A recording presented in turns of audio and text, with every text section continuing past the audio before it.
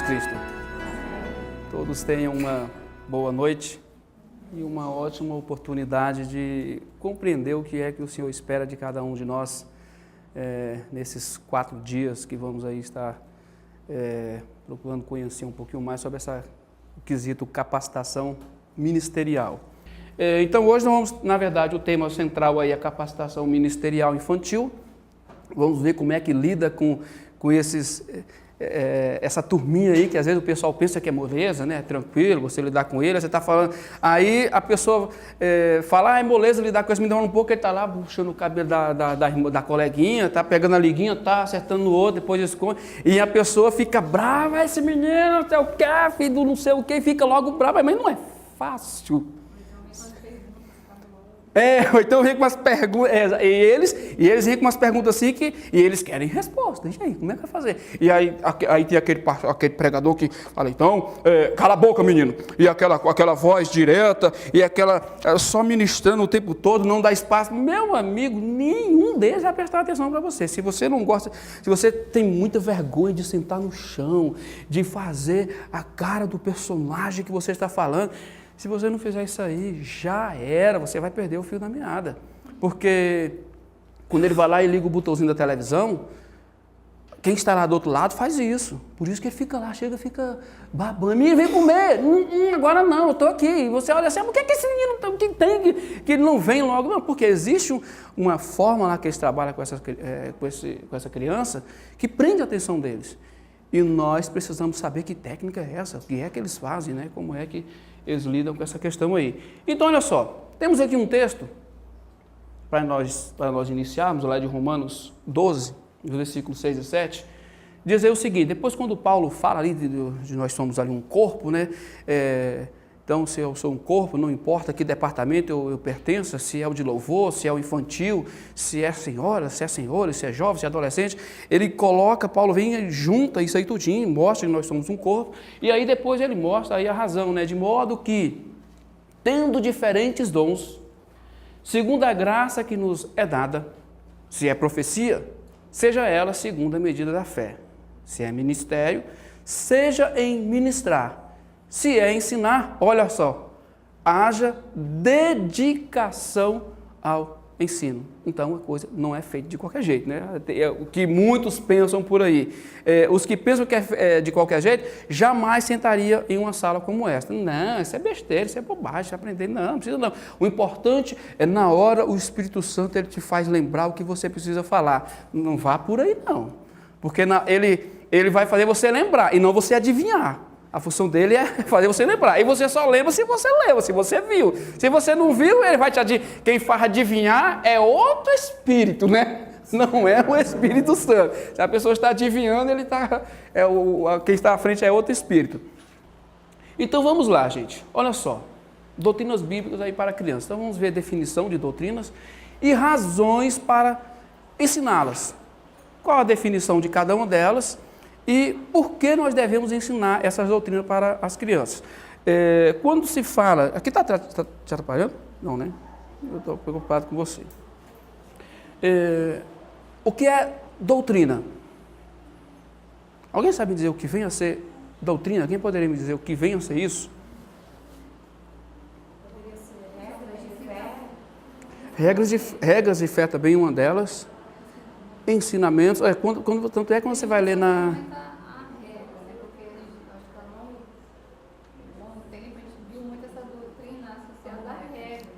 Principalmente a usos e costumes, né?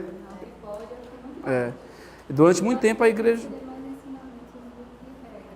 tanto é que onde você encontra a palavra doutrina na Bíblia, versão corrigida, aliás... doutrina na versão corrigida, quando você vai ler o mesmo versículo na atualizada, o termo ensino está definido como doutrina. Então, aí você começa a ver que doutrinar é ensinar. Durante muito tempo a igreja, ela andou pregando que doutrina, uma igreja sem doutrina é uma igreja, quando alguém falava, aquela igreja ali não tem doutrina. O que o povo dizia? Já ia para as vestimentas, para o cabelo, corta o cabelo, não corta o cabelo, põe brinco, não põe brinco, usa a calça, não usa a calça. Então o povo pensava que doutrina era isso. Isso é o quê? Isso é usos e costumes. Quando você vai ver doutrina, gente, quando você vai analisar o que é doutrina, não dá tempo de você entrar nessas coisas. Não dá tempo. Olha só, uma delas aqui. Opa, passei. Bibliologia. Doutrina que estuda o quê? A Bíblia. Uma vez que a definição é doutrina que estuda a Bíblia, por que razão eu preciso ensinar Bíblia para a criança, doutrinas bíblicas para a criança? Ela precisa compreender como é que este livro chegou até nós, o que foi feito, o que Deus fez com a história da humanidade para fazer com que este livro, hoje definido aí, em quantos livros o total? 66 livros. Como é que esses 66 livros vieram parar nas nossas mãos? E aqueles que sumiram, cadê os que sumiram? Porque a Bíblia fala do livro das guerras. Paulo, quando ele envia uma carta, ele fala, ele inclusive lê lê o que eu enviei para os laodicenses. Tá, mas cadê a carta de Paulo a Laodiceia? Não existe mais. Por que ela não existe? Então é interessante a criança saber dessas coisas. Aí vem teologia própria, que na verdade é a doutrina que estuda Deus. A criança precisa compreender isso também, compreender o que é Deus, o que é este ser que eu não vejo, que eu não enxergo, que eu não consigo pegar nele, mas ele existe. A criança precisa compreender isso aí, porque ela compreendendo isso, quando chegar na fase adulta, pode descer a madeira, mas ela não vai desacreditar, porque ela aprendeu assim. O Flávio Josefo, um historiador judeu, não sei se os irmãos já leram alguns trechos do livro dele, ele conta a história, logo na época lá da Guerra dos Macabeus, que existia uma família ali voltada mesmo para os Macabeus. E a regra que houve ali entre os romanos na época foi o seguinte, fazer com que esse povo negasse a Deus. E uma mulher que estava viúva, perdeu o seu filho, aliás, perdeu o marido já há um bom tempo, e o império chegou e pegou aquela família e queria forçar eles a negar Deus, da seguinte forma, comendo carne de porco. Para eles, comer carne de porco era uma forma de negar a Deus. Então, nós não vamos, não era simplesmente o comer a carne, era comer negando. E aí ele pegou os 7 filhos dessa mulher, pegou desde o mais velho até o final e torturava, arrancava cabelo com couro e tudo, botava numa tal de uma roda. Depois eu fui atrás para saber que roda era aquela, era como se fosse um aro de bicicleta, a pessoa era amarrado naquele negócio ali, e o carrasco ele tinha uma função, quebrar o osso sem dar fratura exposta. Então, quando ele quebrava o osso de uma perna, não dava fratura exposta, o povo, ele era aplaudido, o povo, ele era ovacionado. E forçaram aqueles meninos a negarem a Deus. E eles, não, de jeito nenhum, e sendo torturados, os 7. Aí o menor, aí eles falaram, não, aí até o carrasco já estava, não, gente, não aguento mais fazer isso aqui, não. Ele já queria desistir, porque viu que a família nenhum estava desistindo. Chegou no menor, e o menor foi e falou, se você pensa que pelo fato de eu ser o menor dos meus irmãos, eu vou fazer o contrário deles, negativo. Você pode iniciar aí com a sua tortura, porque eu não vou negar o meu Deus. E aí o que aconteceu? Essas crianças compreenderam Deus desde esses jovens, né, tanto adultos, jovens e crianças na época, eles compreenderam tanto o que é Deus, que mesmo, talvez se fosse hoje, a pessoa poderia até falar, não, eu nego aqui, né? Aí depois eu fico vivo, aí lá no meu quarto eu falo, Jesus, foi mal, desculpa aí, eu neguei, porque você sabe lá como é que era, né? Mas não, eles, não vou negar, e acabou. A criança precisa ter isto em mente, olha, ainda que fazer como os Sadraque, Mesaque e Abednego, né? Você pode, se você quiser, você pode me jogar nessa fornalha. E se Deus quiser, Ele pode me livrar, mas se Ele não quiser, não estou nem aí. Só sei de uma coisa, eu não vou me curvar diante desta imagem. Então, por que é que ele tomou essa decisão? Eu conheço a Deus. Aí depois vem aí cristologia, isso aqui é fácil, né? Doutrina que estuda quem? Cristo, né? Então, quando se fala tanto da teologia prática, como da cristologia, precisamos compreender, a criança precisa compreender a cristologia, porque é por meio da cristologia que ela vai alcançar o quê? A salvação. No dia quando este bebê tinha lá seus 5 anos de idade, ela teve uma aula de cristologia. E ela chegou em casa chorando, chorando. Ai, meu Deus do céu, o que foi que aconteceu? Aí, o que foi, filha? Papai, mataram o Jesus, papai, mataram Jesus. É mesmo, filho, mataram. Ó, pai, mas ó, ele ressuscitou depois. Aí o choro já ficou em felicidade. Ou seja, agora a felicidade, ao mesmo tempo que ela estava chorando de tristeza, ela estava sorrindo de felicidade. Então, aí eu fiquei feliz por conta daquilo ali. Ela compreendeu. Inclusive, ela falou, não, aí ele ressuscitou, por isso que hoje, agora, nós somos salvos, nós somos salvos. E aí ela compreendeu esta mensagem. A criança precisa compreender isso. Então, é por isso que é importante pregar a cristologia também para as crianças. Aí depois vem o outro aqui, pneuma, né? Doutrina que estuda o quê? Doutrina que estuda o Espírito Santo. Oi? Se não fosse a pombinha aqui para ajudar, né? E dentro da pneumatologia existe um outro palavrão aí também, tá? Que é a paracletologia. Só que a paracletologia, esse nome estranho aí, é a doutrina que estuda o Espírito Santo como advogado. Por isso que vem o termo aí paracletologia, né? Mas a pneumatologia justamente estuda aí o Espírito Santo, né? A doutrina que vai ensinar a criança, o garotinho, o que é o Espírito Santo. Então, nós vemos aqui já a trindade, né? A criança compreendendo a importância desses três seres em sua vida. E nós precisamos falar também do Espírito Santo para que ela compreenda. Olha, como é que você vai orar? Quando você chegar na sua casa, você pode ter certeza, o Espírito Santo vai estar lá te ajudando. Na hora quando você estiver falando com o Pai, na hora quando você estiver intercedendo, buscando a presença de Deus, o Espírito Santo está lá naquele momento. E então ela precisa compreender essa questão também. Depois vem aqui a antropologia. Estuda o quê? O desenhozinho aqui ajudou um bocado, né? Apesar que a antropologia ela é mais conhecida, né? É a mais fácil. A doutrina que estuda o homem. Aí, geralmente, quando você vai falar de antropologia, você leva a criança lá para o Éden, né? Como é que foi feito, como que o homem foi feito, por que o homem foi feito. Depois vem a criação da mulher, a necessidade daquele homem passar e dormir, não se sabe quanto tempo ele ficou ali em coma, né? O pessoal até conta uma piada, fala, não, ele ficou em coma que é para não dar palpite para a próxima obra, né? A próxima obra, o cara primeiro rascunho, agora a grande obra mesmo, você vai ficar dormindo que é para você não dar palpite, viu? Você fica quieto aí. Aí veio a antropologia ensinando aí o que é o homem. Depois vem esse bichinho aqui, né? A martiologia. Doutrina que estuda o quê? Doutrina, estuda o pecado. Aqui eu coloquei a maçã, mas não é porque é maçã não, tá, gente? Não se sabe que fruto era esse. Eu vi uma pessoa falando que era um coco. Não, só pode ter sido um coco. Por quê? Não, ela olhou, tomou e comeu. Ou seja, furou, né? Tomou, depois comeu. Aí eu pensei, não, só pode ser um coco. Para ela tomar e depois comer era um coco. Mas não se sabe se era um coco, se era uma maçã, se era melancia, se era uma banana. Não importa. O que importa é, independente do fruto que era pecado. Era pecado. Então, e esse aqui, ele é de suma importância, esses dois aqui, ó. Um está vinculado, né? Um com o outro. Embora o pecado, ele surgiu aonde, gente? Em que esfera de vida, em que esfera de existência surgiu o pecado? Antes da criação.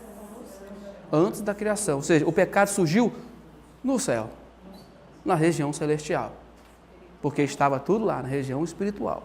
Então, ali houve a queda. Lúcifer, hoje não é mais Lúcifer, ele foi Lúcifer, deixou de ser Lúcifer. Hoje ele realmente é diabo, Satanás, enganador. Mas antes ele era Lúcifer, ou seja, a estrela da manhã.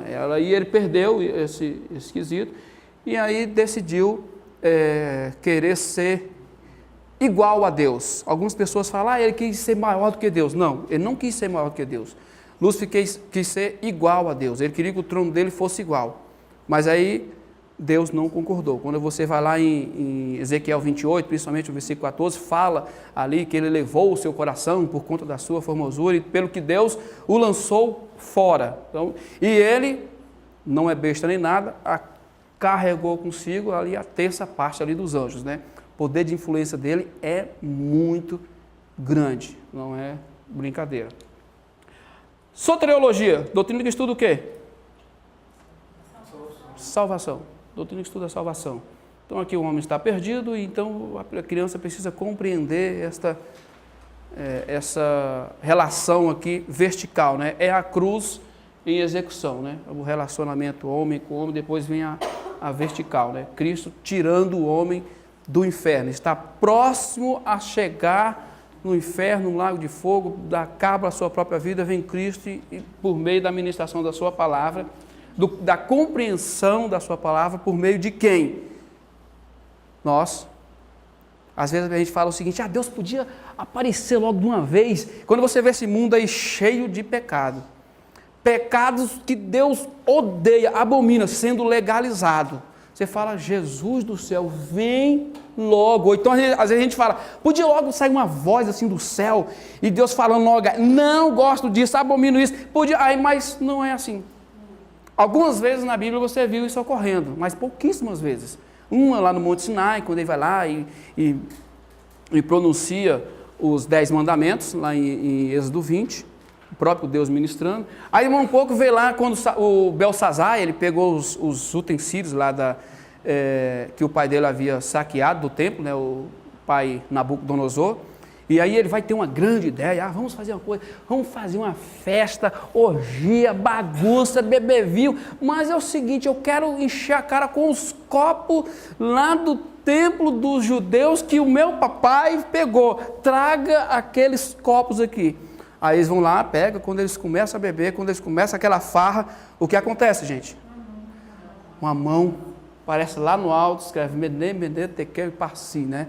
Pesado forças e assado em falta, passado de ti o teu reino. Então naquele momento ali, houve Deus ali falando para todo mundo ouvir, mas são pouquíssimas vezes, e sempre quando Deus fala para todos, o que acontece? A grande maioria fica tremendo nas barras, ai meu Deus do céu, e agora, igual o pobre lá do Belsazar, a Bíblia diz que ele bateu tanto o joelho no outro que borrou a calça todinha, né? Coitado do rei, né? Sempre quando ele está falando ali, juízo, pode ficar sabendo que o juízo vem logo em seguida. E aí, o que é que vai fazer o homem compreender a linguagem celestial? Um outro homem falando com ele, um outro ser humano falando com ele. Daí a razão dele te usar. Daí a razão, a importância que você tem no reino. Ele não vai falar a voz dele, ele vai usar você para falar com o outro. Aí você começa a compreender o quanto você é importante dentro do reino, dentro do quesito ensinar, fazer compreender as Escrituras Sagradas. Né? Depois vem um outro aqui, eclesiologia. Estuda o que, gente? Doutrina que estuda o quê? A igreja. Doutrina que estuda a igreja. Alguém pode falar, mas por que essa ciranda aqui, né? Por que esse grupo fora? Alguém sabe o significado da palavra igreja? Alguém... Provavelmente alguns já sabem e esqueceu, né? Exatamente, chamados para fora. Esse é o verdadeiro significado da palavra igreja. Chamados para fora. Para fora da onde? Do mundo. Aqui nós vemos o mundo e está esse grupo aqui que foram chamados para fora. Tá, eu sou chamado para fora, mas eu continuo neste mundo. A minha função aqui agora é o quê? Chamar o máximo de pessoas possível para fora deste mundo. Por isso o termo chamados para fora. E aqui entra uma outra doutrina que nós não colocamos aqui, mas seria a missiologia, que é a doutrina que estuda a difusão do evangelho, ou seja, levar o evangelho para outros povos, né? Fazer com que o povo compreenda as Escrituras Sagradas. Não para crianças? Entra aqui também. Eu falo que não entra aqui porque eu não coloquei ela, né? Eu lembrei dela aqui agora porque eu li o nome eclesiologia, mas dentro da eclesiologia existe a missiologia. O evangelho junto com a igreja, essas duas doutrinas sendo anunciado para os povos. Né? Depois vem esse aqui, né? O angelologia, o termo já está quase falando o significado, né? Doutrina que estuda os anjos, né? Doutrina dos anjos. Dentro da angelologia existe mais duas doutrinas, a demonologia e a satanologia, que às vezes as pessoas pensam que demônio e satanás é uma coisa só, mas na verdade não é, existe uma divisão de hierarquia, e dentro aqui existe a demonologia e a satanologia.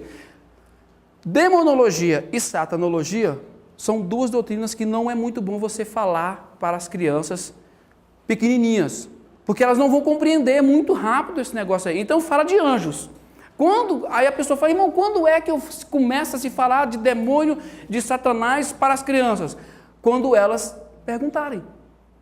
Ela está perguntando? Chegou a hora de falar. É a mesma coisa de vida sexual. Quando é que eu vou falar de vida sexual para o meu filho, para a minha filha? Quando começar a perguntar. Aí tem gente que diz, não, tem que saber logo, tem que falar logo. Não, tem coisa que precisa de rapidez, despertar. Desperta, exatamente. Para que é que vai despertar uma coisa fora do tempo? Que hora é? Às vezes uma criança de 6 anos já quer saber. Já tem outro que chega 12, 13 anos e não quer nem saber disso aí. Então, é a hora que ela começar a perguntar. Aí, chegou uma determinada idade, não perguntou? Beleza, então a partir daí seria interessante já começar a falar. E com bastante cuidado.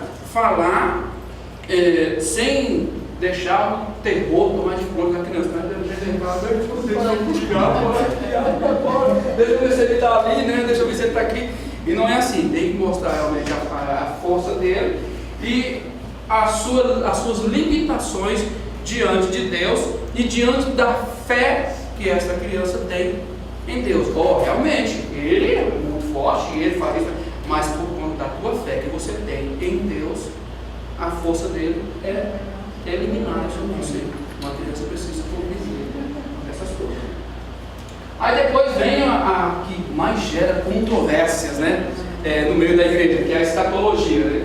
A escatologia, alguns assuntos da escatologia, você pode entrar falando com a criança, já tem outros que é bom você deixar para depois. Os juniores gostam muito. Gostam muito. Quando você chega na turma de adolescentes, eles gostam. Tanto é que quando eles começam a ler a Bíblia, já querem começar pelo Apocalipse, né? E você começar pelo Apocalipse, meu amigo, você não vai entender nada. Para você compreender o Apocalipse, você precisa desde o Gênesis até o Judas. Não, eu só compreendo o Apocalipse se eu ler a Bíblia toda. Senão você não vai compreender nada. Mas espera aí, como é que se compreende isso aqui? Vai necessário a Bíblia toda, é por isso que ele é o último. Eu preciso dela toda para compreender. E aí existe os pré-tribulacionistas, pós-tribulacionistas, a igreja participa da grande tribulação, a igreja não participa da grande tribulação. Então existe essa divergência às vezes até entre nós. E graças a Deus essas divergências não interferem na nossa salvação. Alguns acreditam que a igreja vai passar pela grande tribulação, outros acreditam que a igreja não vai passar pela grande tribulação. Você acreditando em nenhuma ou no outro, isso não interfere na sua salvação. Importa. O fato é que Jesus volta. Todos concordam nisso. Todos concordam nisso. Tanto, até não só a igreja evangélica, mas a igreja católica também concorda nisso, né? Existe muita doutrina que nós pregamos que ela é universal entre nós e universal dentro da igreja, independente de qual seja a igreja. Muito bem, aí nós vamos ver aqui então estratégias, tá, gente? De ensino. Alguns princípios nós precisamos compreender como é que eu vou lidar com esses princípios na hora de ministrar uma aula para a criança. O primeiro deles aí, olha só, princípios a serem considerados na escolha de métodos e técnicas de aplicação de ensino. Primeiro dele, idade. Quando você vai pregar, vamos supor que você vai pregar em um culto em que tem pai, mãe, tem pessoas adultas, jovens e crianças também. Não é todo mundo que consegue fazer isso, tá? Não e isso não significa que fulano é melhor do que o outro porque ele está com fazer isso. Não é todo mundo que consegue fazer isso. Geralmente você consegue aquele grupo ali de 5 a 6 anos, ótimo. De 7 a 8 anos ou no máximo 9, ótimo. Agora quando junta todo mundo, você vai ter que alcançar a todos. Um grande erro dos pregadores de crianças, quando vai pregar em igrejas, que é congresso, em que naquele congresso tem o pai, tem a mãe, tem o pastor, é que às vezes vai pregar só para adulto, esquece a criança, mas o tema é pregar para a criança, mas deixa ela de lado. Então ele fala com os pais e com os líderes e deixa as crianças de lado. Já tem outros que vai pregar só para a criança e deixa os adultos de lado. Então o que eu tenho que fazer? Eu preciso de uma linguagem que alcance a todos. Mas quando se fala de ministério infantil, temos uma vantagem. Você vai pregar para um grupo de crianças específico. Então esse aqui vamos supor, é o maternal. de 5, 6 e 7 anos, então já fica mais fácil, vai ser dividido por faixa etária. Hoje foi dentro da pedagogia, dividir essas faixas etárias, eu não sei, me desculpa, eu não fui muito atrás para ver como é que está dividido juniores. Às vezes o pessoal fala, juniores está, dentro dos juniores está essa faixa etária, e alguns há divergências, né? Alguns falam, não, mas esse aqui é apenas dos 12 e 13, outros não entra 12, entra 10, 11, então existe essa divergência. Mas até então isso não importa. O que importa é que quando eu vou pregar para essa criança, se eu tenho lá, você vai falar sobre escatologia. Então, já que a gente falou sobre escatologia, você vai falar sobre escatologia em uma classe do maternal. Como é que você vai falar escatologia para uma classe maternal? Se não for falar de anticristo, né, o cara não vai entender nada. Né? Anticristo, o que é anticristo? Eu não sei o que é isso aí. Então, você vai ter que usar uma linguagem que ele compreenda. Então, alguns assuntos da escatologia ele não vai compreender já, porque a cabeça dele não vai conseguir. E outro, gente, por exemplo, a criança até 3 anos de idade, elas não compreendem linguagem figurada. Se você falar de linguagem figurada para a criança, você vai perder seu tempo, ela não compreende. Agora está chovendo, mas se eu falar assim, gente, na foto está chovendo canivete, viu? Aqui todo mundo vai saber que é uma figura de linguagem. Se eu falar isso aqui para um culto maternal,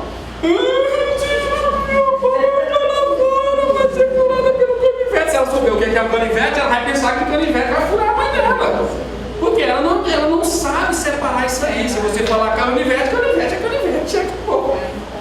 Ela vai interpretar o pé da lei. Então, precisa compreender aí idade. Depois, tempo. O assunto que você vai ministrar. Se o tempo não dá, olha, teve uma vez lá que a minha professora foi ministrar para crianças e ela levou ela colocou lá um filme, né? E o filme tomou de conta praticamente a aula toda. E a criança terminou de assistir. E aí, quando chegou a hora dela fazer a aplicação, acabou a aula. E aí, o pai já está lá: vim pegar minha filha. Não, mas espera aí, não, eu vou me embora. Acabou o culto da igreja, eu tenho que levar. Então, o que ela não se preocupou? Porque com o tempo, e tem pessoas que às vezes fazem isso de propósito. Não, como eu não quero ministrar hoje, eu vou meter um filme que vai tomar de conta da aula todinha, né? E assiste, pronto, tá beleza, acabou. Mas, e onde está a aplicação daquilo ali? Então, precisa aplicar aquilo que ela assistiu. Então, o que eu preciso ver? Quanto tempo, quando eu fui falar com a irmã Leila, eu falei, minha irmã, me diz uma coisa, quanto tempo eu tenho? Quando as perguntas que eu fiz para ela, porque eu preciso saber onde é que eu vou andar, qual vai ser o tempo em que eu vou estar atuando. O tempo é esse, então tá, então agora eu vou poder usar este material, vou poder usar este recurso, e aí você vai conseguir trabalhar dentro daquele tempo. O que acontece às vezes, a pessoa está lá, às vezes pregando, é mesmo uma pregação, e não tem coisa pior do que você vê um pregador que não aguenta, aliás, que não consegue terminar.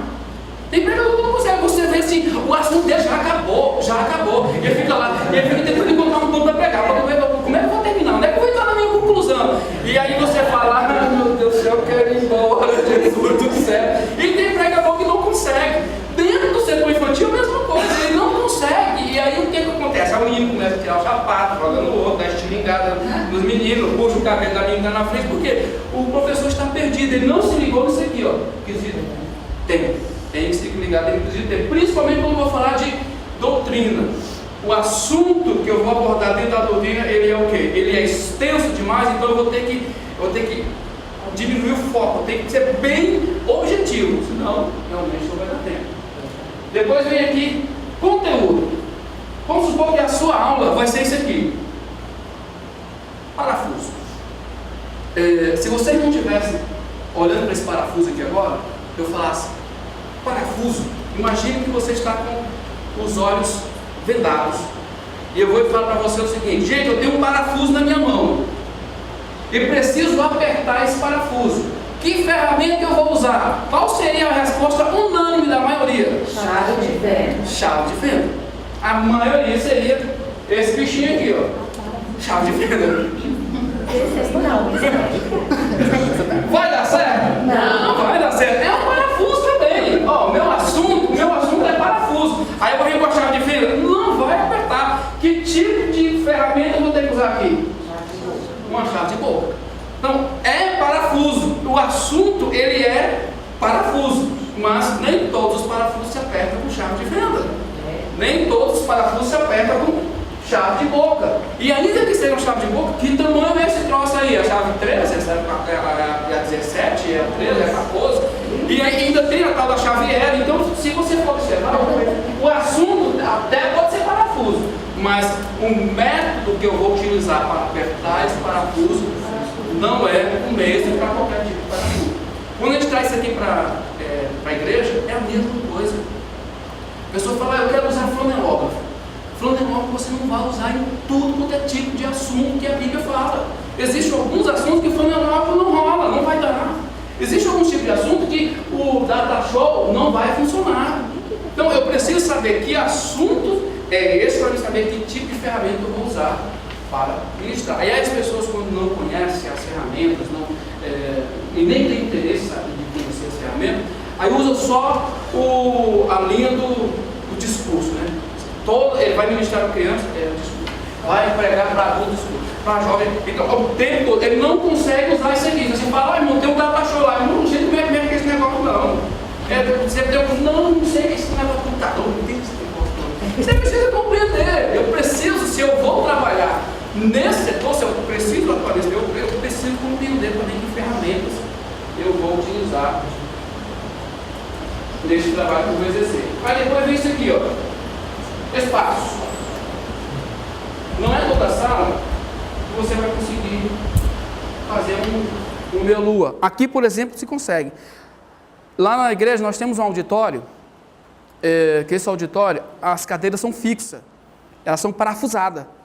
Aí imagine que você recebeu um convite para pregar, ministrar uma aula para as crianças lá na igreja, e o espaço que você vai atuar é justamente nesse auditório. E você planejou o seguinte, eu vou fazer um semicírculo. Eu vou fazer um semicírculo e aí você prepara a sua aula toda dentro disso. Eu vou fazer um semicírculo e aí vou criar um debate e as crianças vão debater, vão debater aqui, outro vai debater lá, vou mediar a situação. Você deixou tudo programado na sua cabeça. Não conheceu o ambiente antes, não procurou saber qual é o espaço físico que você tinha. Quando você chega lá, e agora? Então, tem que estar preparado para isso aí. Se você preparou, eu imaginei uma metodologia, já vá preparado para 2, 3 metodologias, se você não conhece o espaço. Agora, se você conhece, aí tudo bem. Mas se fosse utilizar esse método aqui, lá no nosso auditório, não daria certo. Mas eu quero usar computadores, eu quero usar um data show. Aí quando você vai observar os dados, como é que eu vou usar um data show? Aí essa parede aqui ela está ocupada, aqui tem flor, essa aqui tem aqui esse banner gigante, aí aqui vai ter alguns arranjos de flores. Então as paredes você não encontra um pedacinho quadrado para você projetar um data show, né? Você chega assim, me quebrei. E aí você projeta a sua aula toda em cima daquilo ali. Como é que você vai fazer? Então precisa compreender, precisa ter em mente o seu espaço físico, né?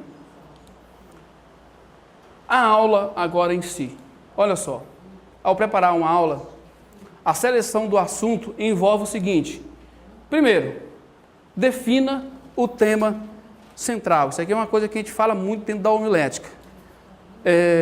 Como é que, dentro da linguagem da homilética, por favor, pastor Michel, por favor, o senhor está aí, mas por favor não responda. Dentro da homilética, o que é isso aqui, gente? Um colar de pérola. Dentro da homilética, onde que você encontra o tema aqui nesse colar de pérola? Oh, que beleza! Rapaz, mas dificilmente as pessoas respondem assim, tá, na lata. Oi? É o quê?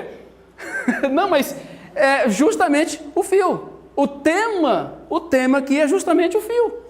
O que é o tema? O tema, ele trabalha em toda a mensagem. Você vai falar sobre o quê? A doutrina que você vai trabalhar é cristologia. Então, Cristo precisa estar no meio de todos os tópicos.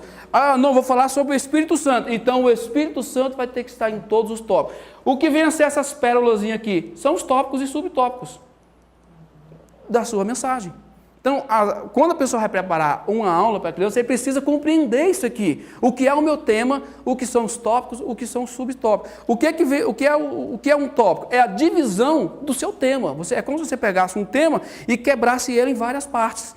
E agora eu vou fazer com que essa turma compreenda este assunto aqui. Então, o tema ele é de suma importância. Defina o tema central da sua mensagem. Depois, leitura do material selecionado e exame acurado das referências bíblicas. Imagine que você preparou o material, ou então você utilizou um material que já veio pronto, e às vezes acontece o seguinte, referência errada. Aí o menino vai lá e lê, tio, não é isso aqui não. É, menino, tá aí, tá na revista, é. Quando você vai ver, não tem nada a ver. Aí você fala, rapaz, e agora? Peraí, vai lá coisa, peraí, rapaz, desconsidera esse negócio. Esse menino fica só atrapalhando a aula. Desconsidera esse negócio aí, menino. Desconsidera esse negócio aí. Então, observe primeiro, analise, vê o tema, vê o assunto, corre atrás, vai lá, procura saber. Não, agora eu estou preparado. Porque às vezes acontece isso, né? Vem uma pergunta de lá para cá e a pessoa não está preparada, não observou, não analisou aqui as referências direito, aí fica preso. A aula para a criança, em todos os setores, principalmente para a criança, ela não vai começar na igreja, na sala de aula, ela vai começar lá na sua casa. Às vezes, eu quero trabalhar com crianças, tem certeza?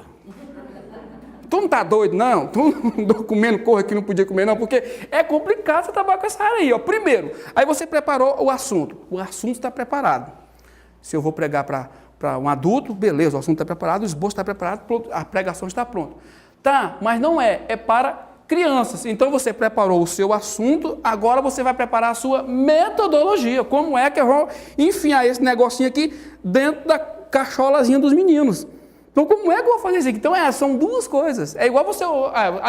eu quero preparar uma aula e vou utilizar um data show. Vou preparar lá dentro do PowerPoint.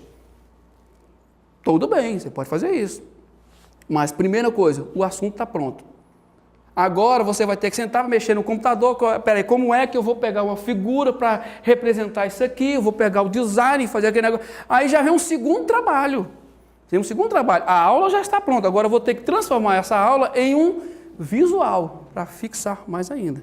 É por isso que, às vezes, tem pessoas que chegam lá em mim na igreja e falam, irmão, eu queria trabalhar em um setor do Ministério de Educação Cristã e eu queria, assim, saber qual a possibilidade de eu trabalhar com crianças. Aí eu pergunto para a pessoa, geralmente, o seguinte, por que você tem esse interesse, trabalhar com crianças? Quando a pessoa já é professor na rede pública, ou é professor em alguma escola, alguns se escoram nisso. Não, é porque eu já dou aula aí fora. Gente, não é a mesma coisa.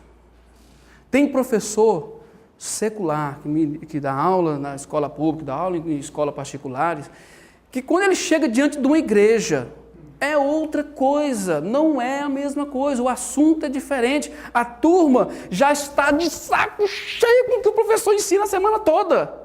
Aí ele chega agora em sala de aula, fila indiana, a mesma metodologia, a mesma coisa, o giz aqui escrevendo por menino. Aí o povo fala, pelo amor de Deus, tio, eu passei a semana toda, segunda a sexta. Agora eu vou chegar na escola, na igreja, na escola dominical, a mesma coisa. Aí o menino fica disperso, aí o povo fala, não, mas esse menino é muito trabalhoso, somos o pai dele lá, tem que tirar daqui, eu não quero não. Não, ele já está cansado com esse negócio aí a semana toda. Então eu vou ter que...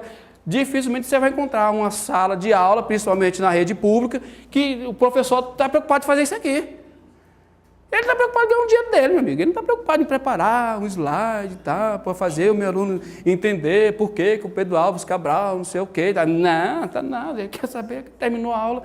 Esse cuidado tem que ter. Especificação dos procedimentos e recursos que serão utilizados. Uma coisa que geralmente eu falo com os professores lá tanto do infantil como dos jovens, eu sempre falo o seguinte, quando você entrar numa sala de aula, vá com a seguinte coisa na sua mente. O povo não quer te ouvir. O povo não está nem aí porque você tem a dizer. Porque se você for, o povo quer me ouvir, eu sou o Evandro, o pessoal quer ouvir o Evandro, meu amigo, aí o que é que vai fazer? Eu não vou me preparar, eu não vou preocupar com a sua e chamar a sua atenção, eu não vou preocupar com nada disso, eu vou preparar só a mensagem. Pronto, preparei a mensagem aqui, e aí todos, não, e não é assim, a grande maioria não quer saber o que você tem a dizer, não tenho, o que me importa o que você tem a dizer? Então eu tenho que cativar a atenção deles. Você vai falar, vamos supor aqui, eu gosto de escatologia. Vamos supor que você vai falar de escatologia para um grupo aí, um grupo de 7 anos. 6 anos, 7 anos. Que interesse esse grupo tem de escatologia, meu amigo? Nada. Ele não tem interesse em saber disso aí. Juízo final, não quer saber de juízo final, não. Ele não quer saber disso aí, não. E aí, como é que você... Mas você precisa falar isso aí com ele. Você vai ter que chamar a atenção. Então, uma vez que eu fui pregar sobre arrebatamento da igreja. Para um grupo de crianças, tinha 5, 6, 7 anos, parece que tinha 8 também, mas a grande maioria era 5 e 6, e decidiram lá fazer uma sala única, tal, porque parece que um professor da outra turma não foi, olha só, cadê o compromisso? Não foi, juntou tudo, e o assunto era arrebatamento da igreja, e aí, geralmente quando se fala de arrebatamento da igreja, você tem que, a sua mente, não só o assunto escatologia, mas qualquer assunto, você tem que olhar lá na frente, você tem que deduzir que tipo de perguntas pode surgir dentro daquele assunto. Você já tem que ir preparado para isso. Olha, pode ser que alguém pergunte sobre isso aqui. Vamos supor que ninguém perguntou, mas pelo menos você foi preparado. E aí eu imaginei, uma criança pode perguntar o seguinte, tio, como é que Jesus sabe quem é que pode ir e quem não pode? Como é que Jesus sabe quem é que vai e quem não vai? Eu já deduzi mais ou menos isso aí. Aí eu pensei, já sei o que eu vou fazer. Aí eu fui lá, e não é que o raio da pergunta veio? Como é que tu vai? Como é que Jesus vai saber? Todos nós, você falou que nós somos iguais, todos nós somos iguais. Então tá, como é que Jesus vai saber? Esse aqui é crente, esse não é. Esse aqui tem o Espírito Santo da vida dele, esse aqui não tem. Como é? Aí o que foi que eu fiz? Eu peguei 10 caixas de fósforo, isso já fui premeditado, sabendo que uma pergunta dessa iria ocorrer. E peguei 5 caixas, coloquei uma moeda dentro de 5. E as outras 5, sem nada dentro, era vazia. Peguei um imã grande, esses imãs de alto-falante, e falei, deixa eu explicar para vocês. Peguei lá, espalhei as caixas de fósforo, e já tem caixa de fósforo. Aí eu fui lá e peguei, olha, aí vamos supor que Jesus veio, Jesus é esse imã aqui. Aí foi, encostou, aí as caixas de... As que tinha as moedas dentro, né? As que tinha moeda dentro, subiu tudinho. Eu fiquei assim, o que aconteceu? Eu falei, deixa eu explicar para você. Existe uma coisa valiosa aqui dentro dessas caixinhas aqui. Elas têm moedas, tem moedinha aqui dentro. Então essa moeda fez com que essas subissem e as 5 ficou porque elas não têm moeda dentro dela. Vamos aplicar agora isso aqui para a nossa vida. Se você tem uma coisa valiosa dentro de você chamada Espírito Santo, Jesus vai a gente buscar, você vai subir também. E aí eles compreenderam, que legal, gostei, tio. Mas eu já fui sabendo que esse tipo de pergunta viria. Então é você olhar lá na frente, imaginar, deduzir. Não perguntou, não tem problema. Mas eu queria que eles compreendessem isso aqui. Então pelo menos você já, se alguém perguntar, usa como resposta. Se ninguém perguntar, usa como recurso. Usa como recurso. Como ninguém perguntou, eu vou usar isso aqui, gente. É mais ou menos assim. Então usou como recurso, né? Então, isso aqui, a aula é um campo de batalha, tá, gente? É um campo de batalha. Não esteja pensando que eu vim aqui pensando que vocês iriam querer me ouvir. Eu não vim aqui preparado para isso. É o Evandro. Você sabe nem quem é Evandro, meu amigo? Que esse orelha seca que veio lá do Gama e perturbar o meu tempo aqui, não, eu já sabia que vocês não queriam me ouvir, então eu tenho que trazer alguma coisa para eles, tenho que mostrar alguma coisa, eu tenho que cativar essa atenção, senão eu vou falar, e o povo vai falar, pai, que hora eu tenho que falar com a irmã Leila, com o pastor Michel, que hora que eu posso ir embora. Aguentar esse cara está sendo um saco, então eu preciso compreender isso aí. Ainda dentro da aula em si, fontes de informação que precisam ser consultadas. Se você quer lidar com criança, você vai ter que ter esse tipo de bichinho aqui na sua casa, tá? Ou pelo menos procurar aí na biblioteca da igreja. Comentários bíblicos. Gente, olha, você ministrar aula para criança usando isso aqui é importante demais. Isso aqui é os mapas, né? Você vai ministrar, eu vou falar sobre a saída do Egito. Como é que foi essa saída do Egito? Joga ela dentro do mapa, faz ela enxergar aquilo ali. Você mostrou o mapa. Quando uma criança olha o mapa, ele não vê graça nenhuma, mas quando você dá dinamismo para esse mapa, olha, eles estavam aqui. Eles passaram por aqui. Aí quando você vai ver, da travessia do mar até chegar a Canaã, gente, era um pulo. Não durava 40 anos, não. Era ligeiro. Aí você fala, olha, eles poderiam conhecer isso aqui. Mas o que foi que aconteceu? Quando eles vão ver no mapa o que é que Israel fez, gente, é como se Deus estivesse brincando com aquele povo. Agora você vai para cá, agora você vai para lá, agora você vai para cá, agora você vai para ali, agora você vai para aqui. Culpa sua, vocês não quiserem acreditar em mim, então agora vocês vão passar 40 anos andando nesse deserto. Quando morrer todo mundo que duvidou, aí agora o povo entra. Menos 2, né? Qual foram os 2 que não morreram? Josué e Caleb. Então, é você pegar o atlas bíblico, o mapa, e mostrar para essa criança como é que foi essa questão ali dentro. Dicionário bíblico, tem alguma palavra lá que você não compreende muito bem, vai lá no dicionário, procura saber o que é que significa aquela palavra ali, por que daquilo ali. Até porque existem alguns termos, concordância bíblica, livros de usos e costumes, né? Costumes dos povos bíblicos. Tem alguns costumes da época que hoje, se você for pegar, hoje você não encontra mais. Teologia sistemática, língua portuguesa, dicionário da língua portuguesa, gramática e o que vier. Porque é uma forma de você se atualizar. Eu gosto de fazer uma brincadeira com o pessoal lá do curso de homilética, geralmente eu pergunto para eles o seguinte, olha, qual a função de um pregador?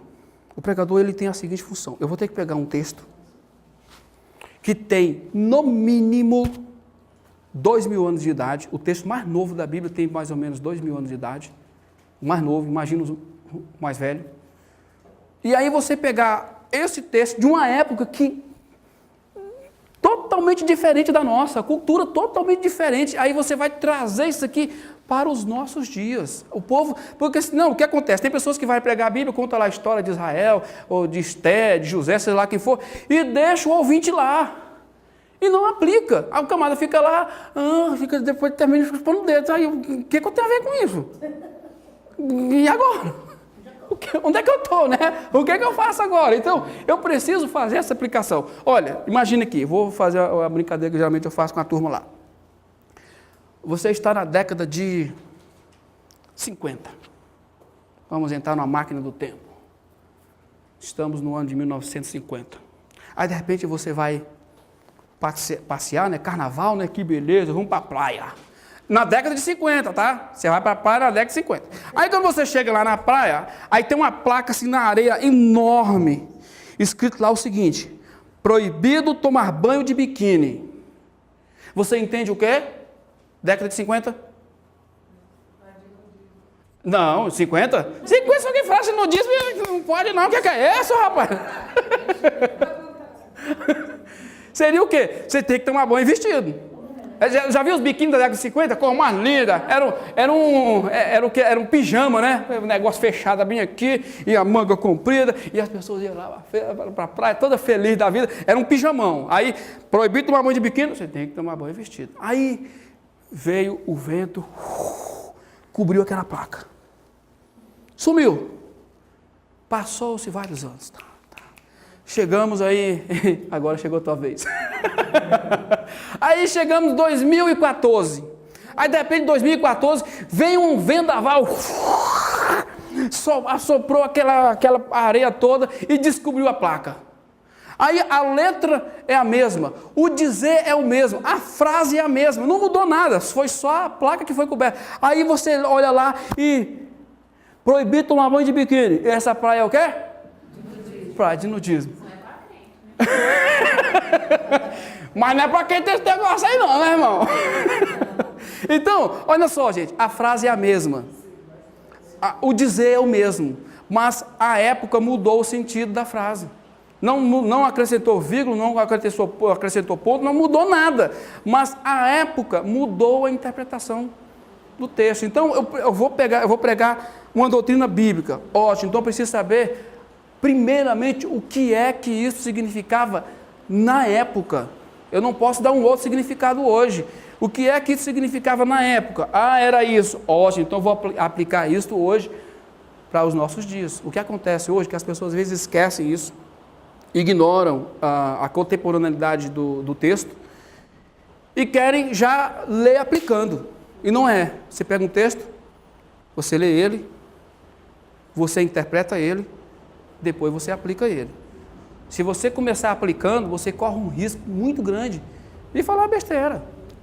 Você vai dar a sua interpretação. E existe uma regra máxima da hermenêutica. O que é a hermenêutica, gente? Oi? Isso, regra de interpretação da Bíblia. E a regra principal da hermenêutica é deixar a Bíblia interpretar ela mesma.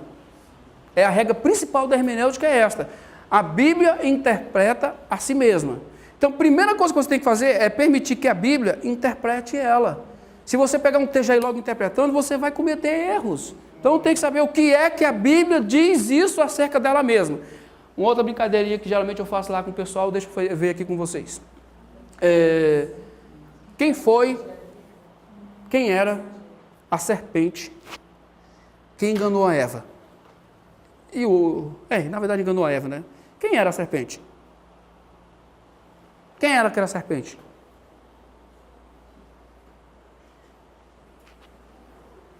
Diz que depois do pecado ela passou a rastejar, né? Uhum. Então, Mas ela simbolizava quem lá? Satanás. Como é que o Gênesis diz isso? Que era Satanás? Não, o Gênesis não diz isso. Aí você lê o Pentateuco todo. O que é o Pentateuco? São os 5 primeiros livros. Gênesis, Êxodo, Levítico, Número, Deuteronômio. A Bíblia se cala. A Bíblia não diz que é o Satanás. Aí depois você vai para os livros históricos. Aí lá, Josué, Juízes, Ruth, termina os livros históricos. Não há dica de nada. Aí você vai lá para os livros poéticos. Vai lá, lê o Salmo, lê Provérbio, lê... E nada. Ninguém diz que aquela serpente lá é diabo. Então como é que eu vou interpretar que é diabo? Como é que eu vou falar que... não, porque alguém disse que é o diabo. Não, pera lá. A Bíblia interpreta a Bíblia. Então, eu preciso compreender isso aqui. Termina, vai para os livros, para os profetas maiores, diz nada. Profetas menores, nada. Aí você entra no Novo Testamento. Mateus, diz nada.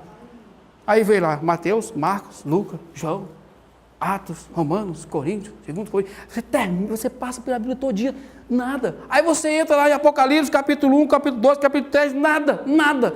Aí quando você chega lá no capítulo 20, quando está dizendo o seguinte: então o dragão, a antiga serpente, que é o diabo, foi preso por 1000 anos. Então, você precisou de ler a Bíblia toda para saber que aquela serpente ali é o diabo. E aí tem gente que fala bem assim, tem gente que lê a Bíblia bem assim: Jesus, fala comigo, Jesus, tá com o dedão lá no canto lá. Não adianta ler a Bíblia desse jeito, não vou entender nada, não vou compreender nada. Então tem assuntos que eu tenho que passar por ela toda, senão eu não vou entender. É deixar a Bíblia interpretar a Bíblia. Tem uma brincadeira lá que o pastor Natanael faz, eu achei muito engraçado. Ele falou: eu tenho pessoas que têm mania de abrir a Bíblia e meter o dedo lá no meio para...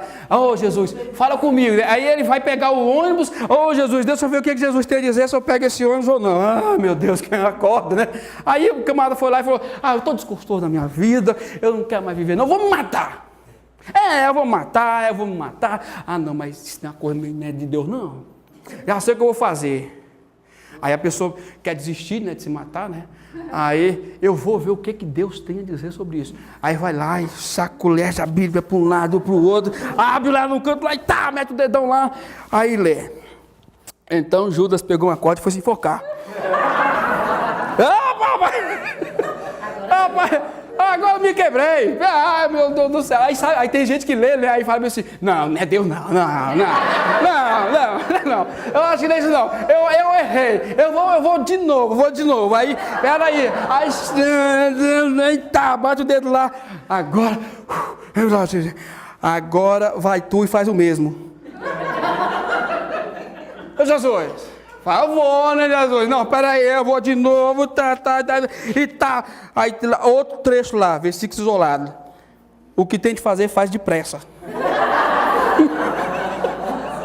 Ou seja, você vai pegar o texto isolado, gente, o texto isolado fora do seu contexto vai fazer um nó, dar um nó na sua cabeça, não vai entender nada. Então eu preciso fazer essa comparação, tem que fazer isso aí.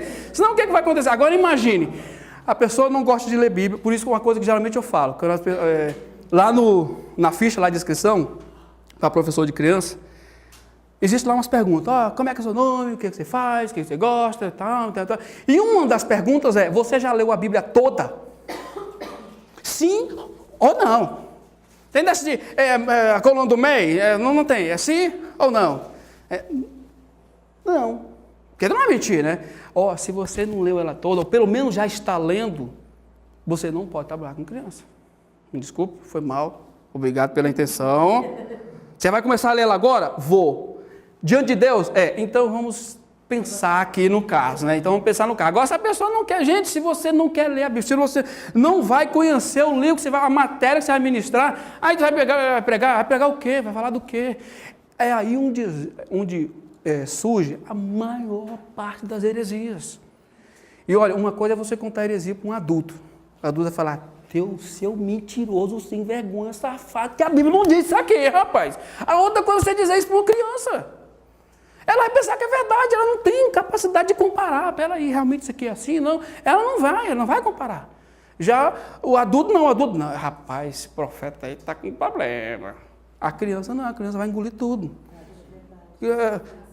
Já viu o que a criança faz? A criança está lá, você pega esse negócio assim, coisinha, o cuti do tio. Aí você pega o celular para ela, toda criança vai pegar, pode ser o que for, pode ser o celular, pode ser o notebook, pode ser o tablet, pode ser o que for, tudo já direto na boca. A criança ela é assim, para ela tudo pode. Então você vai contar, então eu quero trabalhar com criança, eu preciso conhecer a Bíblia. Se eu não conhecer a Bíblia, amigo, eu vou perder tempo.